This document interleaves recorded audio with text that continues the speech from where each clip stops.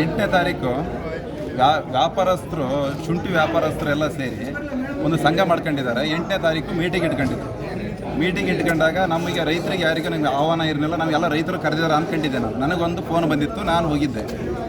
ಹೋದಾಗ ಅವರೆಲ್ಲ ಸೇರ್ಕೊಂಡು ರೈತರಿಗೆಲ್ಲ ವಾಷಿಂಗ್ ಶುಂಠಿಗೆ 1 kg ಪೆಚ್ಚು ನಮಗೆ ಎಕ್ಸ್ಟ್ರಾ ಬೇಕು ಅಂತ ಕೇಳಿದರು. ನಾವು ಕೊನೆ ತನಕ ವಾದ ಮಾಡಿದ್ವಿ, ಕೈ ಮುಗಿದು ಕೇಳಿದ್ವಿ. ಯಾವ ಕಾರಣಕ್ಕೂ ಹಿಂದೆ ಯಾವ ಥರ ನಡೆದು ಬಂದಿದೆ ಅದೇ ಥರ ನೀವು ಪಾಲಿಸ್ಕೊಂಡು ಹೋಗ್ಬೇಕು. ನೀವು ಹೊಸದಾಗಿ ಕಾನೂನು ಮಾಡಿ 1 kg ನೀವು ಎಕ್ಸ್ಟ್ರಾ ಪೆಚ್ಚು ತಗೊಳ್ಳೋದು ಅದು ನ್ಯಾಯ ಅಲ್ಲ, ಅದು ಅನ್ಯಾಯ ಆಗುತ್ತೆ ರೈತರಿಗೆ. ಇದನ್ನು ನೀವು ಅದನ್ನು ಮೊದಲು ಹಿಂದಿಂದ ಯಾವ ಥರ ನಡೆದು ಬಂದಿದೆ ಆ ಥರ ನಡ್ಕೊಂಡು ಹೋಗ್ಬೇಕಂತ ನಾವು ಕೈ ಮುಗಿದು ಕೇಳಿದರು. ಇಲ್ಲ, ನಾವು ಸಂಘ ಮಾಡ್ಕೊಂಡಿದ್ದೀವಿ, ನಾವೇ ಒಂದು ನಮ್ಮದು ಇದಿದೆ, ನಮ್ಮ ಸಂಘದಕ್ಕಿಂತ ಯಾರೂ ದೊಡ್ಡರಿಲ್ಲ, ಇದನ್ನು ನಾವು ಮಾಡೇ ತೀರ್ತೀವಿ ಅಂತ ಹೇಳಿ ಅವರು ಹಠ ತೊಟ್ಟಿದ್ದಾರೆ. ಇದನ್ನು ನಾವು ರೈತರಾಗಿ ಇದನ್ನು ಯಾವ ಕಾರಣಕ್ಕೂ ಕೊಡೋಕ್ಕಾಗಲ್ಲ, ಇದನ್ನು ಖಂಡಿಸ್ತೇವೆ. ಇದನ್ನು ವಾಷಿಂಗ್ ಶುಂಠಿಗೆ ನಾವು ಪೆಚ್ಚು ಯಾವ ಕಾರಣಕ್ಕೂ ಕೊಡೋಕ್ಕಾಗಲ್ಲ. ಅಂಥ ಸಂದರ್ಭ ಬಂದರೆ ಉಗ್ರ ಹೋರಾಟಕ್ಕೆ ರೆಡಿ ಇದೆ. ಅಂಥ ಸಂದರ್ಭ ಬಂದರೆ ಉಗ್ರ ಹೋರಾಟಕ್ಕೆ ರೆಡಿ ಇದೆ. ಸಾಕು, ಅದು ಕಟ್ಟಾದೆ.